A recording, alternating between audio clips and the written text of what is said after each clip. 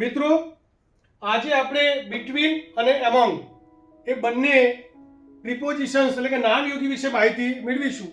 બિટવીનનો અર્થ પણ વચ્ચે થાય છે, જ્યારે એમોંગનો અર્થ પણ વચ્ચે થાય છે, પરંતુ બંનેના ઉપયોગમાં તફાવત છે.